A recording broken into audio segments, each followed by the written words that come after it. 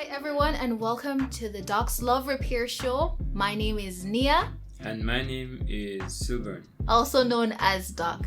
And today we're just going to talk about Doc's journey to becoming the mechanic love repair expert and also some of his main principles. For some of you who don't know, I am an interracial romance author and I recently wrote the Love Repair series with my dad, Sylburn. The first book was Earn Me, and it featured a couple who was struggling to repair their marriage. The couple then went to this mysterious mechanic named Doc, who is voiced, as you can see, by Sylburn Arthurs. So Doc, can you explain to me a little bit about what makes your principles so different when it comes to marriage and love repair?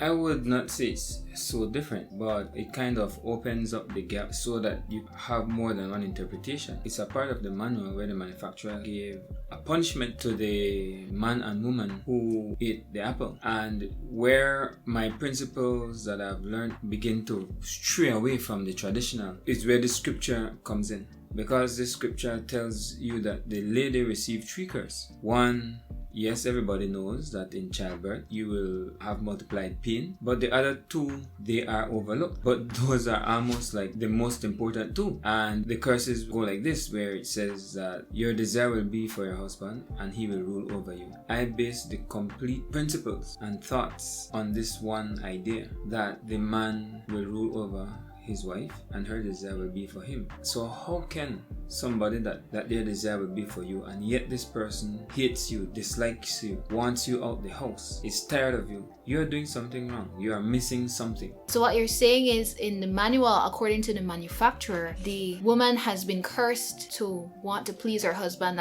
that her desire will be for him. So if someone who has been cursed to want to please someone turns around and starts hating them or being bitter against them, then that's not a reflection on the woman. That's a reflection on the man. Because if he's doing his job, her curse will set in and she'll want to please him.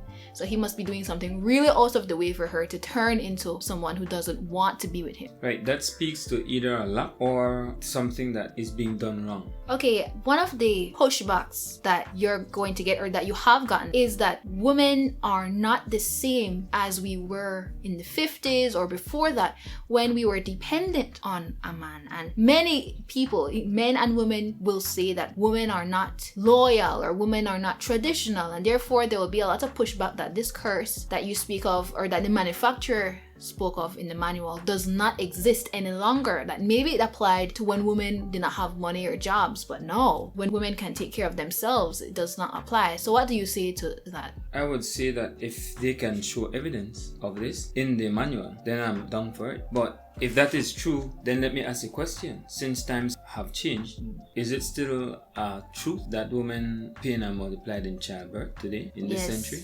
Yes, I've heard it's terrible. So then that tells me that the curse has not changed.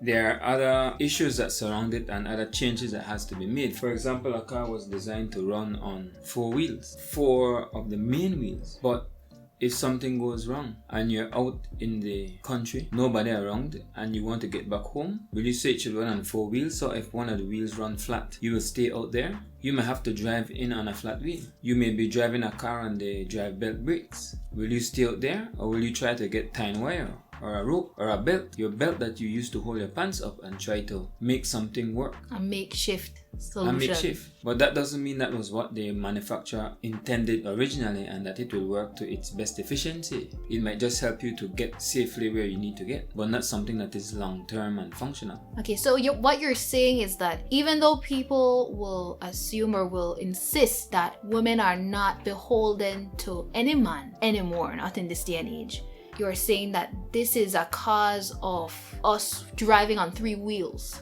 Right, in a sense. It's not that times have changed. It's that the situation is so terrible that we've now become a culture of limping home. It's not only that it's so terrible, but the expectations, the standards of living are to the point where, speaking of curses, the lady now takes on the man's curse and she ends up with 4 curses rather than 3. He has 1, which was enough. The manufacturer considered it enough to give him 1, and he gave her 3. But now she takes his 1 also and she works. So a working woman is another reason why some of the dynamics within the home needs to change or to be carefully assessed. So I think I still want to linger there, because a lot of what applies to marriages in the olden days, it no longer applies to marriages in the present day, because of what you just mentioned in terms of women are now working, women have their own bag, they have their own transportation, they don't need you to buy them a house, they don't need you to be the man in the sense of financially, and sometimes maybe even in terms of protection, that they'll learn self-defense and they can handle their own candle. So a lot of the complaints about why marriages aren't working out is because some men complain that women don't know how to make a man feel like a man anymore.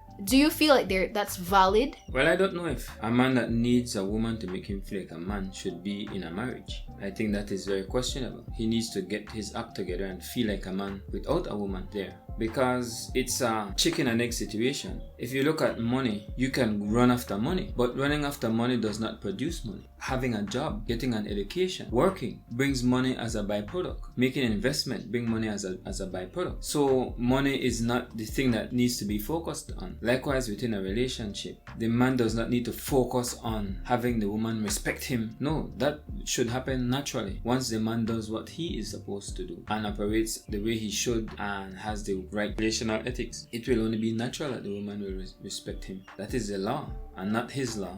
That is the law of the manufacturer. Right.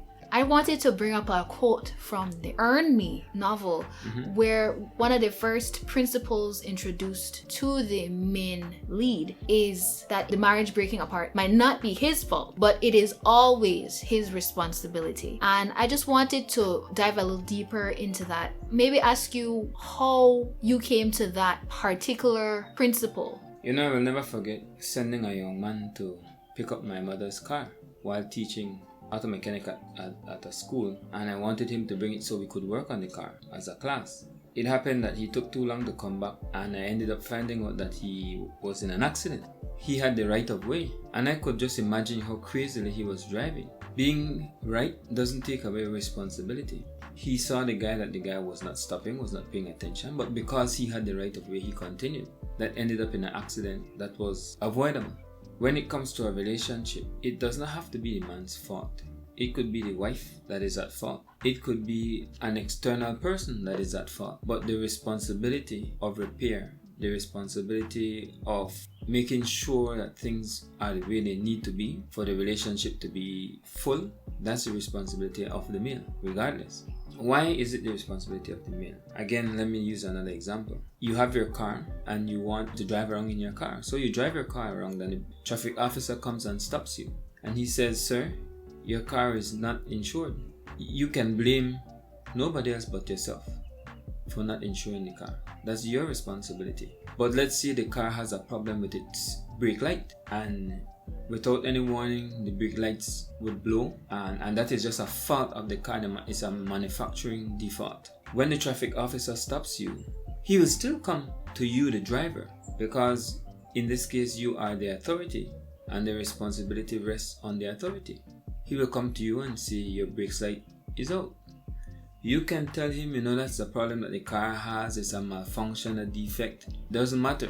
You are the authority. Before you leave, you should check and make sure that brake light is working, since you know that it has a default. Then it's your job to make sure it's working before you leave out.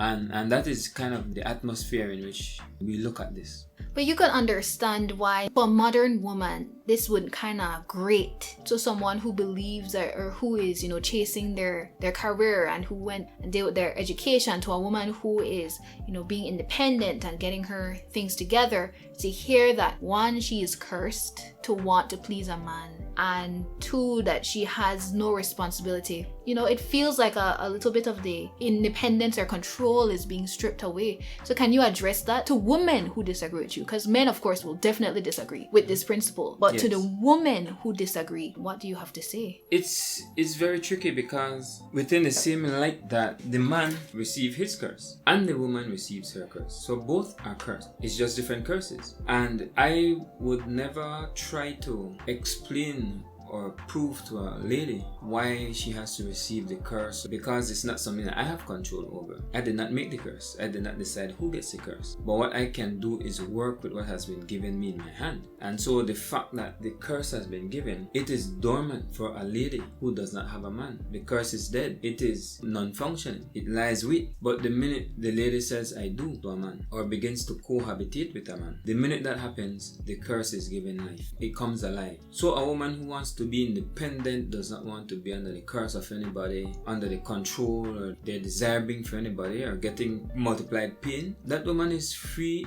and has control over her own life to not be with a man. But the minute you decide to be with a man, these curses begin to take effect. So it is not a bad thing to have someone rule over you. It is just a sign of government, a sign that there is authority. Now you can have good government and bad government, and this is where I always speak about the importance of the lady being able to choose properly. So if you live in a country, you know the political system, and you go every 4 or 5 years and you try to vote in someone that will look after your interests and will take care of you, and nobody goes wrong and say I don't want anybody to be in charge of the country. We understand that there has to be a leader, somebody held accountable, somebody to make the decisions and make the difficult choices. And in a relationship, that authority has been given to the male, not by my desire either or anybody else's desire, but by the manufacturer's instruction. So I wanted to keep it to the marriage topic, given that the Doc persona comes from a marriage reconciliation series. But let's visit the dating stage and exactly what a woman should look for when she's dating. Maybe like a little preview of your thoughts and how do you choose someone who will be a good partner and a good government. Yeah, this is where I recommend reading or looking up information, resources, because it is the second most important choice a person can make in their life. And so if it is that important, then you should equip yourself. Whenever something is important, you treat it a certain way. You should equip yourself to be able to choose wisely. And so I recommend for women to study, to look up the information, look up what you want in a male. And you might not even know, you might not have had an example of what to look for. And this is where the reading comes in. I believe that the male should be 60% ready for marriage before you begin dating. And being ready for marriage means that you have all the qualifications, all the required skills, belief system, understanding, behaviors, discipline to run a marriage for years. That means that you want a man that is not childish. You want a man to be mature. You want a man that understands his responsibility within the relationship. You want a man that works, that understands that he has to have a job to take care of his family. You want a man that carries a certain belief system, because when you marry a set of beliefs and values and cultural norms. So that man should believe that you don't hit a woman, that you are to be courteous to a woman, that you are to operate with one woman. And so there are a couple things, or many things I should say, that you should be investigating. In a book that we're writing right now, which is Value Me Part 2, you said a line that you don't marry a person, you marry a mentality, you marry values, you marry their culture and their beliefs. That's what you marry. So I like that. Back to the marriage discussion about responsibility being on the male. That opens the door to another line that was in Earn Me, which is the matter of reflection, and that the woman or the wife is the reflection of the male. And a lot of people were writing in and saying how much they never thought of it like that before, and that they even caught themselves like telling their husband, oh, well, you see the way I'm responding, I'm reflecting you. And so if you could go there a little and just explain more about that line. The wife is the mirror of the husband. And so if you want to know how good a husband is doing, just look at the wife. Listen to her speech.